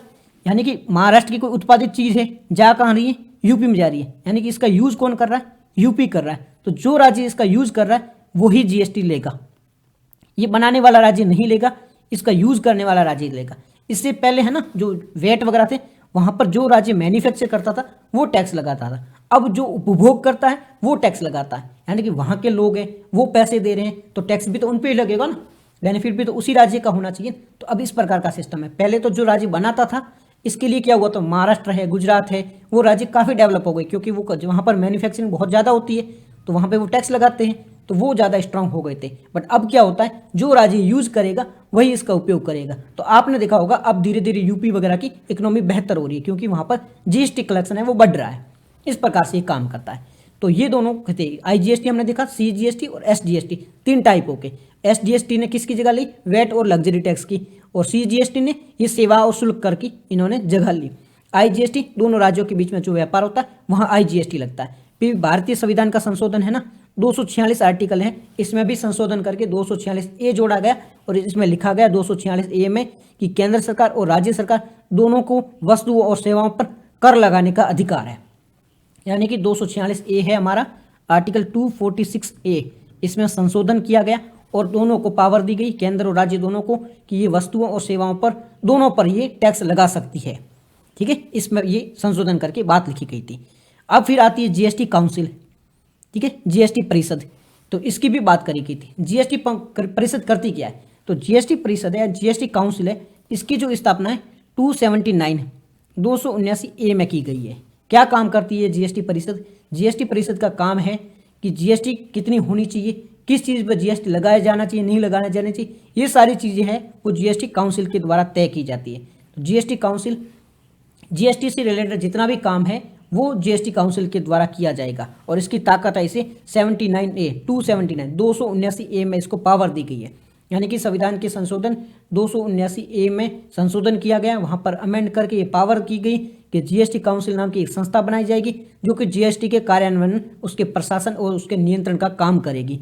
जीएसटी काउंसिल की स्थापना कौन करता है, इसे कौन गठित करता है, तो राष्ट्रपति जी द्वारा इसका गठन किया जाता है। ये पॉइंट याद रखना, जीएसटी काउंसिल की गठित कौन करता है, तो राष्ट्रपति जी द्वारा, प्रेसिडेंट के द्वारा इसे गठित किया जाता है। राष्ट्रपति जी द्वारा जीएसटी काउंसिल को गठित करते हैं। अध्यक्ष कौन होते हैं, वित्त मंत्री इसके अध्यक्ष होते हैं। फाइनेंस मिनिस्टर होते हैं वो जीएसटी काउंसिल के अध्यक्ष होते हैं। जीएसटी काउंसिल स्थापना 279A के तहत इसकी स्थापना की गई है। ठीक है, संविधान के अनुच्छेद 279A के तहत इसकी स्थापना की गई थी। काम क्या करेगा, जीएसटी से रिलेटेड सारे काम है वो जीएसटी काउंसिल के द्वारा किया जाएगा। गठन कौन करेगा इसका, जीएसटी काउंसिल का गठन है, जीएसटी परिषद का गठन राष्ट्रपति जी द्वारा किया जाएगा, प्रेसिडेंट के द्वारा किया जाएगा। अध्यक्ष कौन होंगे, फाइनेंस मिनिस्टर या वित्त मंत्री इसके अध्यक्ष होंगे। ये पॉइंट भी क्लियर होगा। मेंबर कौन कौन होंगे, मेंबर राज्य जितने भी स्टेट हैं वहाँ के रिप्रेजेंटेटिव होते हैं वो राज्यों के द्वारा सिलेक्ट किए जाएंगे। यानी कि अलग अलग राज्य हैं वहाँ के अलग अलग रिप्रेजेंटेटिव सिलेक्ट किए जाएंगे। राजस्थान से कोई व्यक्ति जाएगा, वो कौन तय करेगा, राजस्थान की गवर्नमेंट करेगी। यूपी से कोई जाएगा, बिहार से, सारे राज्यों से कोई ना कोई जाएगा। और एक मंत्री है वो केंद्र की ओर से होगा, जो केंद्र राज्य मामलों के जो मंत्री होते हैं उनको भी वित्त मंत्री द्वारा नॉमिनेट किया जाता है, तो ये भी इसमें मेंबर होते हैं। तो इतनी चीज़ आपको समझ में आ गई होगी कि ये काम क्या करती है, किस प्रकार से काम करती, कौन कौन मेंबर होता है। मेंबर हमने देख लिए, मेंबर कौन कौन होते हैं, फाइनेंस मिनिस्ट्री अध्यक्ष होंगे, सारे राज्यों से एक एक रिप्रेजेंटेटिव होगा, और एक केंद्र सरकार की ओर से राज्य मामलों का जो मंत्री होगा वो भी शामिल होगा। अब बात करते हैं इसका मतदान किस प्रकार से होता है, स्ट्रक्चर की बात करते हैं। पहले तो हमने मेंबर देख लिए, अब होते हैं ना कि अगर इस पर कोई वोटिंग करनी है, जैसे कि इसमें अलग अलग स्लैब होते हैं, 5% का है, 12% का है, 18% का है, 28% का है, इस प्रकार अलग अलग स्लैब बनाए गए। कुछ आइटम है उन पे 5% जीएसटी लगेगी तो एक स्लैब है, कुछ पे 12%, कुछ पे 28%, कुछ पे 18%, ये अलग अलग स्लैब रखे गए हैं। ठीक है, अलग अलग दरों, अलग अलग वस्तुओं के लिए। फिर अब ये कौन डिसाइड करेगा कि कितना परसेंट किसके लिए रखना है, किसको जीएसटी से बाहर हटाना है, किसको ऐड करना है, ये सारी चीज़ें कौन तय करेगा, तो ये सारी जो चीज़ें हैं तो जीएसटी काउंसिल तय करेगी। बट ये जो निर्णय है वो किस प्रकार से लिया जाएगा, तो इसके लिए वोटिंग होती है। अब वोटिंग कैसे होगी, ऐसे तो देखो राज्यों को डरता कि केंद्र सरकार की ओर से फाइनेंस मिनिस्टर बैठते हैं, उनको अगर सारे अधिकार दे दिए गए तो जीएसटी काउंसिल में वो कुछ किसी भी चीज़ पे कितना भी जीएसटी लगा सकते हैं। तो अब दोनों को इक्वल करने के लिए दिया गया कि केंद्र सरकार के पास में अधिकार कितना होगा, 1/3 है अधिकार केंद्र सरकार के पास होगा। यानी कि कोई 100 वोटर टोटल, उसमें से 33% जो वोट है, वोटिंग राइट है, वो किसके पास में, केंद्र सरकार के पास में। ठीक है, ये सेंट्रल गवर्नमेंट के पास में 33% है। फिर बचे राज्यों के पास में, इनके पास में कितना है, इनके पास में 2/3 यानी 66%, 66.5, 33.5, ये दोनों को मिलकर 100% हो गया। अब हो गया 100%, 66% है इनके पास में, 33% है वो केंद्र सरकार के पास में। तो अब राज्यों के पास में भी अच्छा खासा पावर है, इसलिए है वो केंद्र सरकार अपनी मनमानी काम नहीं कर सकता है, इसलिए राज्यों को भी ज़्यादा कानून, जो ज़्यादा वोटिंग राइट दिया गया है। ताकि केंद्र सरकार अपना मनमाना काम नहीं कर पाए। तो फिर भी एक डर था। देखो 33% किसके पास में, केंद्र सरकार के पास में। राज्य सरकार के पास में कितना है, स्टेट गवर्नमेंट के पास में 66%। बट आधे जो राज्य हैं वहाँ पर तो बीजेपी की सरकार है। फॉर एग्जाम्पल केंद्र में अभी बीजेपी की सरकार है, ठीक है, इनको कोई जीएसटी में बदलाव करना हो, आधे राज्य जहाँ पर बीजेपी की सरकार है, तो अभी देखो 33% इनके पास में ऑलरेडी है। 66 में आप मान लो कि इनके पास में 30-40% और आ जाएगा, 40% आ गई तो ये 73% हो गया। इसका मतलब बीजेपी कानून पर पारित करवा देगी, क्योंकि बीजेपी की ज़्यादा राज्यों में सरकार है। तो ये तो मनमाना हो जाएगा केंद्र सरकार का, वो किसी भी जो वस्तु है उस पर कोई भी स्लैब लागू कर सकती है। इससे भी एक ये जो मुद्दा था, इससे बचने के लिए एक और समाधान किया गया कि कोई भी निर्णय है वो लिया जाएगा ना, कोई भी निर्णय पारित करना है उसके लिए 3/4 यानी कि 75% वोटिंग होगी, यह पड़ेगी, तब जाके वो निर्णय पारित होगा। अब बीजेपी कितना भी जोर कर लें वो 75% नहीं जा सकती, क्योंकि कुछ राज्य हैं वहाँ बीजेपी की सरकार है नहीं और वो इसको सपोर्ट नहीं करेंगे। इसीलिए है काफ़ी ज़्यादा स्ट्रांग रखने के लिए हर निर्णय है वो मनमाने ढंग से न लिया जाए, इसको रोकने के लिए पहले राज्यों को 2/3 वोटिंग राइट दिए गए। उसके बाद में कोई भी निर्णय लिया है वो बहुमत है ना वो 75% कर दिया है। 100 में से जब 75 वोट है वो सपोर्ट में आएगी तभी जाके वो निर्णय लिया जाएगा। इसका मतलब ये है कि केंद्र सरकार को राज्यों के साथ मिलकर ही चलना होगा, उनको पूछ कर ही काम लेना होगा, नहीं तो वो मनमाने ढंग से कोई काम नहीं कर सकता है। इसके अलावा एक और प्रावधान किया गया है, कोई भी काम जीएसटी की बैठक होगी, इसका मतलब है इनको इनवाइट ही न करें, जहां बीजेपी के राज्य नहीं है उनको इनवाइट न करें और फिर बैठ के मन चाहे वो फैसला ले लें। तो इसके लिए क्या प्रावधान किया, बैठक का काम तभी शुरू किया जाएगा जब 1/2 1/2 राज्य, मतलब तो 100 राज्य टोटल हैं, एग्जाम्पल के लिए 100 राज्य है, उनमें से 50 राज्य है वो जब शामिल होंगे तभी वहाँ काम स्टार्ट किया जाएगा। तो मिनिमम जो कोरम होती है वो कोरम है वे 50% की है, 50% लोग उपलब्ध होंगे तभी जाके ये कार्रवाई की जाएगी। तो ये सारी चीज़ें काहे को की जा रही है, ये चीज़ें इसी वजह से की जा रही है ताकि कोई काम करा जाए ना वो मनमाने ढंग से नहीं किया जाए, इसके लिए सारा काम किया जा रहा है। ये सारा जो तामझाम है 20 उनको 66% का मेजोरिटी राइट दे दिया गया है, बहुमत है कितना 75% है, फिर राज्यों को अधिकार कितना है कि 50% राज्य अवेलेबल होंगे तभी जाके मिनिमम कोरम होगी और तभी जाके जीएसटी काउंसिल है वो काम करेगी। ये इसी वजह से है कि मनमाने ढंग से काम ना हो, ठीक है, क्योंकि ये एक फेडरल का मुद्दा है, एक संघवाद का मुद्दा है, तो ये है मनमाने ढंग से ना हो, इस वजह से ये सारी चीज़ें करी गई है। तो आपको ये तो समझ में आ गया होगा कि कब आया था, क्या चीज़ें हुई थी, क्या वोटिंग राइट है, ये सारे मुद्दे आपको समझ में आ गए होंगे, सिंपल सी चीज़ें थी, ये समझ में आ गई होगी। अब हम अभी की क्या बातें वो चीज़ें देख लेते हैं। तो पहले तो हम बात कर लेते हैं जीएसटी के बारे में। ये आपूर्ति पक्ष पर, मतलब एक राज्य है महाराष्ट्र, एक है गुजरात, ठीक है, महाराष्ट्र में कोई चीज़ बन रही है, गुजरात भेजी जा रही है, यूज इसका कहाँ हो रहा है, गुजरात में हो रहा है, तो जीएसटी कौन लगाएगा, जीएसटी इसके द्वारा लगाया जाएगा, यानी कि ये सप्लाई पर लगता है, ठीक है, ये गंतव्य आधार पर है, ये दोनों सेम समझो, ये सप्लाई पर लगता है। पहले क्या होता था, पहले ये होता था, देखो ये सप्लाई ये अलग है, आपूर्ति मतलब सप्लाई की बात हो रही है, सप्लाई मतलब क्या है, कोई चीज़ बन रही है यहाँ पे, फॉर एग्जाम्पल एक बिस्किट कंपनी बना रही, बिस्किट बना रही है, ठीक है, फिर उसमें क्या हुआ, उस पर थोड़ा टैक्स ऐड हुए, फिर वो किसके पास में, होलसेलर के पास में गई, फिर वो किसी रिटेलर के पास में गई, ऐसे एक एक अलग अलग जगहों पे जाएगी। तो पहले क्या होता था, पहले इस पे अलग टैक्स लगता था, फिर होलसेलर के पास में वहाँ पर अलग टैक्स लगता था, फिर लेबलिंग के लिए गई वहाँ पे अलग टैक्स लगता था, तो अलग अलग जगहों पर अलग अलग टैक्स लगाए जाते थे। ये सारा जो कॉम्प्लिकेशन था बहुत ज़्यादा था, बहुत ज़्यादा दिक्कत देखने को मिलती है। तो इसको सरल करने के लिए देखो बहुत ज़्यादा कॉम्प्लिकेशन था, अलग अलग जगह पे अलग अलग टैक्स लगता था, तो इसे कास्केडिंग इफेक्ट कहा जाता है। एक चीज़ समझो आप, सिंपल कैसे किया जीएसटी ने, जीएसटी ने सिंपल इस प्रकार से किया सारा मुद्दा। पहले क्या होता था, कोई भी चीज़ें वो बन रही है, जैसे फॉर एग्जांपल पेन बन रही है, एक कंपनी में पेन बन रही है, इसकी की जगह इसकी इंक बन रही है, ठीक है, अलग अलग चीज़ें इसकी बन रही है, तो यहाँ पे भी टैक्स लग रहा है, यहाँ पे भी टैक्स लग रहा है, फिर यहाँ पे लेबलिंग हुई, ठीक है, लेबलिंग हुई, यहाँ पे भी टैक्स लग रहा है, तो सारे टैक्स लग रहे हैं। ये क्या हो रहा है, ये कास्केडिंग हो रहा है। कास्केडिंग क्या होता है, कास्केडिंग का मतलब होता है एक ही वस्तु पर अलग अलग जगह अलग अलग टैक्स लग रहे हैं, क्योंकि अलग अलग जगह काम हो रहे हैं, तो ये सारे एक के बड़बड़ ऐसे ये होता है कास्केडिंग, एक की जगह एक के ऊपर एक, इस प्रकार से अलग अलग इफेक्ट पड़ रहे हैं। इसका नुकसान क्या होता है, प्राइस बहुत ज़्यादा बढ़ जाती है।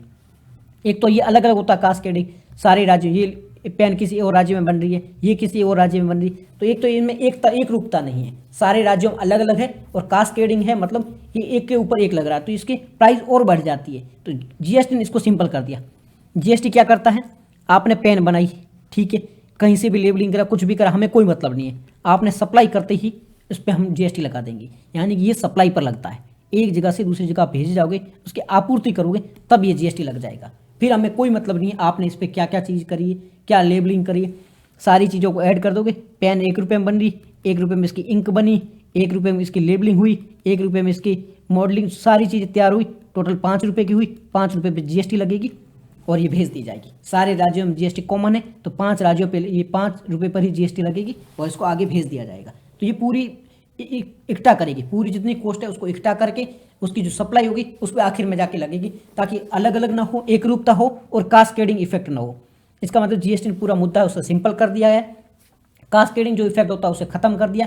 कास्केडिंग का मतलब होता है ऊपर ऊपर टैक्स लगना, एक के ऊपर एक टैक्स लगना, उसको खत्म कर दिया और इसको एक सिंपल बना दिया है। तो पहला पॉइंट आपको क्लियर हो गया, ये आपूर्ति पर लगता है टैक्स, यानी कि सप्लाई पर लगता है, बीच में जितना भी उसमें हेर फेर होता है उस पर टैक्स नहीं लगता है और ये कास्केडिंग इफेक्ट को कम कर देता है। दूसरा होता है गंतव्य आधारित, यानी कि डेस्टिनेशन बेस्ड टैक्स है। पहले क्या होता था, जो राज्य, यहाँ पे ये एग्जांपल था ना, महाराष्ट्र में वस्तु बन रही है, गुजरात में भेजा जा रहा है, तो ये महाराष्ट्र टैक्स लगाता था। बट अब क्या होगा, जहां पर इसका यूज किया जा रहा है, डेस्टिनेशन जिसका यूज किया जाएगा वही इस पर टैक्स लगाएगा। जहां पर चीज का उपयोग किया जा रहा है वही टैक्स लगाएगा, यानी कि ये डेस्टिनेशन बेस्ड टैक्स है।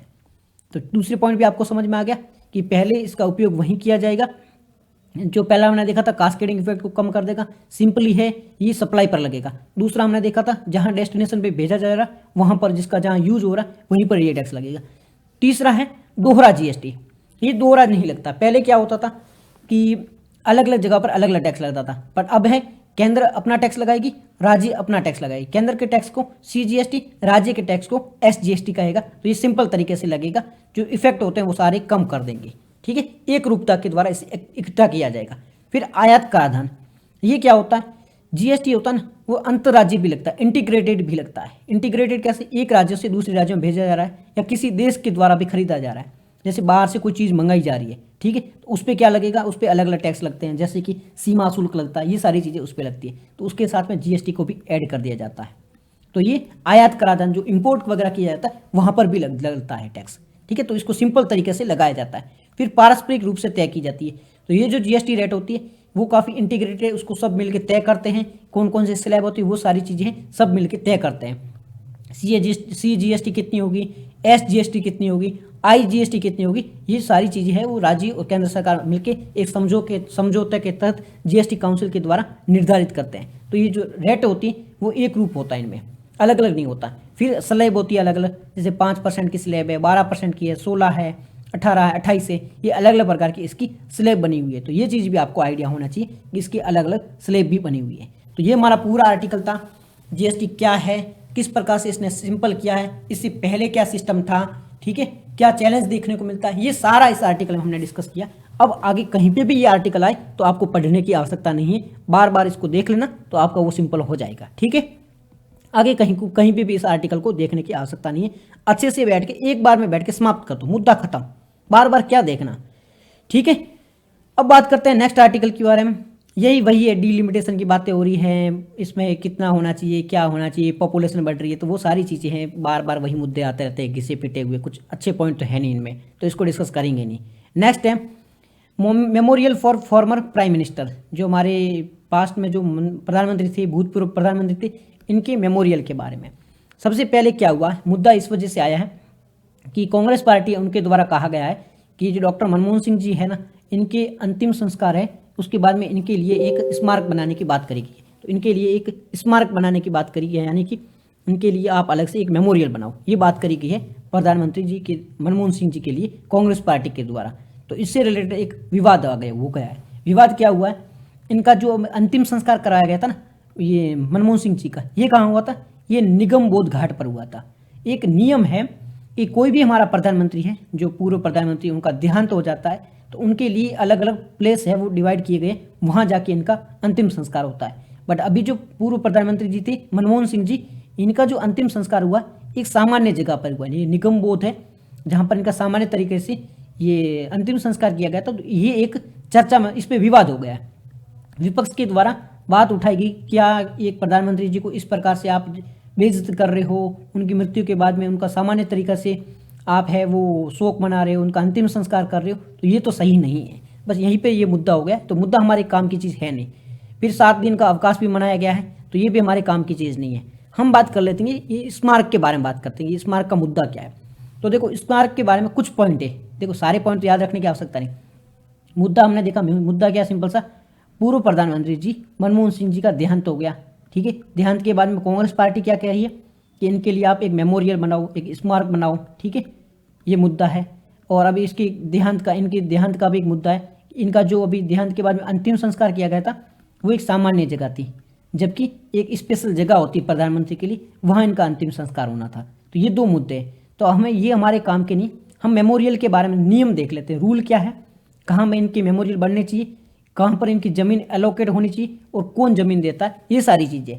तो नियम ये कहते हैं कि जो भी प्रधानमंत्री जी है उनकी मृत्यु के बाद में उनका किस प्रकार से अंतिम संस्कार वगैरह होगा, वो सारी चीज़ें तो एक नियम बनाए गए हैं उनके बारे में कि कोई प्रधानमंत्री की मृत्यु हो जाएगी, ठीक है, उनके बाद में कहाँ उनका अंतिम संस्कार होगा, इसके बारे में तो नियम बने हुए हैं। बट इनके लिए कुछ ज़मीन आवंटित की जाएगी, इनको ज़मीन दी जाएगी, स्मारक के लिए ज़मीन अलोकेट किए जाएंगे, इसके बारे में कोई स्पष्ट नियम नहीं बने हुए। अगर स्पष्ट नियम नहीं है तो वहाँ पे विवाद आ जाता है, क्योंकि नियम तो है नहीं कहाँ पर इनको ज़मीन देनी है, कहाँ इनके लिए स्मारक बनाना है, तो इसके लिए इन पर विवाद खड़ा हो जाता है। तो ये पहली बात है, नियम सिंपल आपको पता होना चाहिए कि अंतिम संस्कार किया जाता है उसके लिए तो नियम बने हुए हैं, बट ये जो होता है उनके लिए स्मारक, उसके बारे में कोई स्पेशल नियम नहीं है, कोई स्पेशल प्रावधान नहीं है, कहीं पर भी इसके स्पेशल प्रावधान नहीं है, ना कोई कानून है, ना कोई एग्जीक्यूटिव ऐसी लॉ है, कुछ भी ऐसा कुछ स्पष्ट नियम नहीं बने हुए हैं। पहला पॉइंट है। दूसरा, परंपरा। प्रधानमंत्री का जो अंतिम संस्कार है वो विशेष जगह किया जाएगा, बट अभी जो मुद्दा है वो सामान्य शमशान घाट पर किया गया है, इस वजह से ये तनाव में आ गया है। अब इनका रखरखाव कौन करेगा?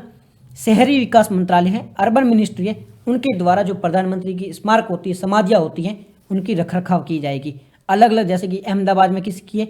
मोरारजी देसाई जी है, इनकी अभय घाट अहमदाबाद में है। फिर ये जो ये भी हैं श्री पेरबंदूर में राजीव गांधी जी का स्मारक है। तो यहाँ पर इनके अलग अलग जगह पर स्मारक बने हुए हैं। इन सब का देखरेख कौन करेगा? इन सब का रखरखाव किसके द्वारा किया जाएगा? तो ये अर्बन मिनिस्ट्री के द्वारा इनका रखरखाव किया जाएगा। मोस्ट ऑफ तो राजघाट पर है, बाकी कई लोगों की अलग अलग जगह पर भी इनके स्मारक बने हुए हैं। तो सबका रखरखाव है वो शहरी विकास मंत्रालय के द्वारा किया जाएगा। प्रधानमंत्री के अलावा किसी हस्तियों की जो स्मारक वगैरह है उनका जो देखरेख है वो स्टेट गवर्नमेंट और स्थानीय जो नगर पालिका होती उनके द्वारा किया जाता है। तो इनके नियम क्या? सिंपल से इसके नियम है कि इनके जो अंतिम संस्कार होते हैं उनके बारे में तो नियम है, बट स्मारक के बारे में कोई स्पष्ट नियम नहीं है, तो वहाँ पर ये तनाव देखने को मिल रहा है। फिर जैसे कि जवाहरलाल नेहरू जी का कहाँ पर मेमोरियल बना हुआ है, तो ये मेमोरियल है कहाँ कहाँ बने हुए। यूपीएससी इस पे क्वेश्चन कम पूछेगी, आपको स्टेट पीसीएस वगैरह दे रहे हो तो इसके बारे में आप एक बार देख लेना, ताकि आपको आइडिया हो जाएगा कि किसकी मेमोरियल कहाँ बने हुए हैं। ये ग्वाटेमाला से रिलेटेड है। ये ग्वाटेमाला एक देश है, ये रहा। इधर मैक्सिको है, इधर बेल्जियम है, ऑनोर्स है, अल सल्वाडोर है। कैपिटल कौन सी है? कैपिटल इसकी ग्वाटेमाला सिटी है। ये कैरिबियन सी है, ये नॉर्थ पैसिफिक ओशियन है। तो ये बस लोकेशन आइडिया होना चाहिए, बाकी कोई चीज़ इसकी देखने की आवश्यकता आपको है नहीं। नेक्स्ट जो आर्टिकल है वो प्रधानमंत्री के द्वारा कहा गया, प्रधानमंत्री जी मोदी जी है, इन्होंने मन की बात में कहा है कि इंडिया पहली बार है वेव जो है उसको होस्ट करेगा। इंडिया 2025 में, इंडिया 2025 में वेव्स को होस्ट करेगा। तो क्या बात कर रहे हैं इनके द्वारा, हम बात कर लेते हैं। वेव्स की फुल फॉर्म क्या है? World audio visual entertainment summit. World audio visual entertainment summit, ये वेव की फुल फॉर्म है। प्रधानमंत्री जी ने कहा है 2025 में हम इसे पहली बार इसको होस्ट करेंगे, इस वजह से ये चर्चा में। अब बात कर लेंगे वेव में होगा क्या क्या। वेव में क्या होगा, इसे ऑर्गेनाइज कौन करेगा? इसे ministry of information and broadcasting ministry द्वारा और साथ ही साथ में गोवा की जो गवर्नमेंट है उनके द्वारा ऑर्गेनाइज किया जाएगा। हमारी जो इन्फॉर्मेशन एंड ब्रॉडकास्टिंग मिनिस्ट्री है वो और गोवा की गवर्नमेंट मिलकर इसे ऑर्गेनाइज करेगी। क्या क्या चीज़ें इसमें की जाएगी? तो वही सिंपल सी चीज़ें की जाएगी भाई, किस प्रकार से दोनों के बीच में ट्रेड बढ़ाया जा सकता है, जो उद्योग मनोरंजन संवाद है उसे बढ़ाया जा सकता है, व्यापार सहयोग बढ़ाया जा सकता है, इनोवेशन को किस प्रकार से बढ़ाया जा सकता है, ये सारी चीज़ें वेव के अंतर्गत की जाएगी। तो पहली बात याद रखना, वेव को गोवा में आयोजित किया जा रहा है, भारत इसे पहली बार आयोजन कर रहा है। कौन इसे आयोजक करेगा? तो सूचना प्रसारण मंत्रालय और गोवा सरकार के द्वारा इसे आयोजित किया जाएगा और गोवा में होगा। सिंपल सी चीज़ आपको पता होना चाहिए। नेक्स्ट जो आर्टिकल है एनपीए के बारे में, नॉन परफॉर्मिंग एसेट के बारे में है। क्या है? आरबीआई ने कहा है एनपीए में कमी है देखने को मिली, जो एनपीए था ना उसके परसेंटेज में कमी देखने को मिली है। तो अब एनपीए होता क्या है? एनपीए का मतलब होता है नॉन परफॉर्मिंग एसेट, गैर निष्पादित संपत्तियाँ। बैंक होती है वो लोगों को लोन देती है, ठीक है। अब लोन की समय समय पर आपको रीपेमेंट करना होता है ईएमआई के माध्यम से। अब आपका टाइम है 30 दिन के बाद में आपको ईएमआई पेमेंट करनी होती है। तो पहले 30 दिन में आपने ईएमआई पेमेंट नहीं करी, मतलब रीपेमेंट नहीं करा, फिर आपके पास में 60 दिन का टाइम आएगा तब भी आप नहीं करते हो, फिर आएगा 90 दिन का तब भी नहीं करते हो। तो इसे अलग अलग स्टैंडर्ड में तय किया जाता है। यहाँ पर स्टैंडर्ड 1 आ जाएगा, फिर 2 है, 3 है, इसको क्लासीफाई किया जाएगा। अगर आप 30 दिन तक नहीं करते हो तो आपको नोटिफिकेशन आएगा आपने रीपेमेंट नहीं करा, ये है। 60 दिन के बाद में भी आपको आएगा। 90 दिन तक आप अपना रीपेमेंट नहीं करते हो तब उसको एनपीए घोषित कर दिया जाता है। अगर कोई व्यक्ति है 90 दिन के अंतर्गत 90 दिन के बाद भी अपने लोन का रीपेमेंट नहीं करता है तो उसे एनपीए घोषित कर दिया जाता है, गैर निष्पादित संपत्तियां घोषित कर दी जाती है। तो एनपीए आपको समझ में आ गया होगा क्या है? लोन के बाद में रीपेमेंट ना करना, वो एनपीए के अंतर्गत आता। अभी इसमें कमी देखने को मिली है, ठीक है। सिंपल सा पॉइंट एनपीए के बारे में था, समझ में आ गया? सिंपल, ज़्यादा कुछ है नहीं इसमें। नेक्स्ट आर्टिकल तंबाकू बोर्ड के बारे में क्यों चर्चा में है? तंबाकू बोर्ड ने अपना स्थापना दिवस मनाया है, इस वजह से ये चर्चा में है। साथ ही इन्होंने कहा है फ्लू क्योर वर्जीनिया जो तंबाकू है उससे किसान जो है ना, जो फ्लू क्योर वर्जीनिया तंबाकू उत्पादन करता है उनकी आय है वो डबल हो चुकी है। फ्लू क्योर वर्जीनिया क्या होता है? ये जो तंबाकू है ना, फ्लू क्योर वर्जीनिया तंबाकू, ये काफ़ी अच्छा होता है, ठीक है। इसकी गुणवत्ता अच्छी होती है, हाई क्वालिटी के होते हैं। इसमें जो फ्रेगनेंस सुगंध होती है वो भी काफ़ी अच्छी होती है। सिगरेट बनाने में इनका उपयोग किया जाता है। फ्लू क्योर वर्जीनिया तंबाकू है, इनकी किसान है, इनका उत्पादन करते हैं, उनकी आय भी डबल हुई है। ये हाई क्वालिटी का होता है और सिगरेट में इसका उपयोग होता है। तंबाकू की बात करें तो तंबाकू में भारत है वो सेकंड लार्जेस्ट प्रोड्यूसर है। दूसरा सबसे बड़ा उत्पादक देश कौन सा है? वो भारत है। और ये फ्लू क्योर तंबाकू है, फ्लू क्योर वर्जीनिया तंबाकू है, उसमें चौथा नंबर पर है। यानी तंबाकू में दूसरे नंबर पर है। पहले नंबर पर तंबाकू में कौन सा है? चाइना पहले नंबर पर है तंबाकू के उत्पादन में, दूसरे नंबर पर भारत है। और फ्लू क्योर वर्जीनिया में भारत आता है, फ्लू क्योर वर्जीनिया में, इसमें चौथे नंबर पर भारत आता है विश्व में। 2 पॉइंट आपको पता होने चाहिए। फ्लू क्योर वर्जीनिया होता क्या है? ये तंबाकू का एक प्रकार है जो हाई क्वालिटी का तंबाकू होता है। भारत तंबाकू प्रोडक्शन में सेकंड नंबर पे है, फर्स्ट नंबर पे चाइना है। फ्लू क्योर तंबाकू के प्रोडक्शन में भारत चौथे नंबर पे है। तंबाकू बोर्ड के बारे में बात करें, इसका हेडक्वार्टर आंध्र प्रदेश में है। इसकी स्थापना है ये एक एक्ट के माध्यम से की गई थी। इसका मतलब ये एक वैधानिक निकाय है, ये एक स्ट्रक्चररी बॉडी है। एक्ट का नाम क्या था? तंबाकू बोर्ड अधिनियम 1975, तंबाकू बोर्ड एक्ट 1975 एक्ट का नाम है। इसके तहत इसकी स्थापना की गई थी 1976 में और ये एक वैधानिक निकाय है, ठीक है। उद्देश्य क्या है? तंबाकू उद्योग का विकास करना, ये इसका उद्देश्य है। मंत्रालय कौन से मंत्रालय के अंतर्गत आता है? वाणिज्यिक और उद्योग मंत्रालय के अंतर्गत आता है। कॉमर्स और इंडस्ट्रियल मिनिस्ट्री है, उसके अंतर्गत एक डिपार्टमेंट है वाणिज्यिक डिपार्टमेंट, कॉमर्शियल डिपार्टमेंट, उसके अंतर्गत ये काम करता है। तो वाणिज्य विभाग है वाणिज्य और उद्योग मंत्रालय के अंतर्गत, उसमें ये काम करता है। 1975 का जो अधिनियम है उसके तहत इसकी स्थापना हुई थी और ये आंध्र प्रदेश का इसका हेडक्वार्टर है, ठीक है। ये एक स्टैच्यूटरी बोर्ड है। नेक्स्ट आर्टिकल है एनआईए के बारे में। तो एनआईए अभी न्यूज़ हमारे काम की चीज़ है नहीं। एनआईए की स्थापना कब हुई थी? एनआईए की स्थापना 2008 में हुई थी। 26/11 में मुंबई में हमला हुआ था। 26 तारीख 11 महीने मुंबई पर हमला हुआ था 2008 में। उसके बाद में एनआईए की स्थापना की गई थी। तो ये नेशनल इन्वेस्टिगेशन जो एजेंसी है, ये आतंकवाद विरोधी जो कानून है उसकी एंटी टेरर एक्टिविटी को रोकने वाली एक एजेंसी है, ठीक है। इसकी स्थापना 2008 में हुई थी, एनआईए एक्ट के तहत हुई थी। इसका मतलब ये भी एक स्टैच्यूटरी बॉडी है। स्थापना कब हुई थी? 2008 में, जो मुंबई हमला हुआ था 2008 में, उसके बाद में इसकी स्थापना हुई थी। यह एक स्टैच्यूटरी बॉडी है, ये एक वैधानिक बॉडी है क्योंकि इसकी स्थापना एनआईए अधिनियम 2008 के तहत हुई है, ठीक है। ये केंद्रीय आतंकवाद रोधी कानून प्रवर्तन एजेंसी है। हेडक्वार्टर कहाँ है इसका? न्यू दिल्ली में इसका हेडक्वार्टर है। 2 और भी है, गुवाहाटी जम्मू कश्मीर में भी इसकी क्षेत्रीय कार्यालय है। काम क्या करता है? देश की जो इंटीग्रिटी है उसे बनाए रखता है, देश की जो सुरक्षा है उसको बनाए रखने का काम है। और इसकी जो सूची है क्या क्या अपराध इसके तहत आते हैं वो इसके अधिनियम में दी गई है। तो ये चीज़ आपको याद रखना। ये central counter terrorism law enforcement agency है, 2008 में से एक अधिनियम के द्वारा बनाया गया था। तो ये एनआईए के बारे में इंफॉर्मेशन है। उसके बाद में है स्वच्छ गंगा मिशन के बारे में। स्वच्छ गंगा मिशन क्या काम करती है? स्वच्छ गंगा मिशन न्यूज़ तो देखो अभी क्या है, इन्होंने एक इनिशिएटिव लिया, एक पहल शुरू करी है। चंदौली सीवेज ट्रीटमेंट प्लान बनाया है ताकि गंगा की सफाई की जाए, इस वजह से ये चर्चा में है। बात करें इसकी स्थापना की तो इसे सोसाइटी रजिस्ट्रेशन एक्ट 1860, सोसाइटी पंजीकरण अधिनियम 1860 के तहत इसे स्थापित किया गया है। ये एक सोसाइटी के रूप में रजिस्टर है, ये एक सोसाइटी के रूप में पंजीकृत है। कौन से मंत्रालय के तहत आता है? जल शक्ति मंत्रालय के अंतर्गत आता है। ये सारे पॉइंट याद रखने हैं, यूपीएससी इस पे क्वेश्चन पूछता है। जल शक्ति मंत्रालय के अंतर्गत काम करता है। ये जो है राष्ट्रीय गंगा नदी बेसिन प्राधिकरण है, उसकी एक शाखा के रूप में कार्य करता है। और ये जो राष्ट्रीय गंगा नदी बेसिन है, इसकी स्थापना 1986 में हुई थी एनवायरमेंट प्रोटेक्शन एक्ट के तहत। पर्यावरण संरक्षण अधिनियम 1986 का है, उसके तहत राष्ट्रीय गंगा नदी बेसिन प्राधिकरण है, इसकी स्थापना की गई थी। फिर इसका नाम बदल दिया गया 2016 में। अब जो इसका नाम है राष्ट्रीय गंगा परिषद कर दिया गया है।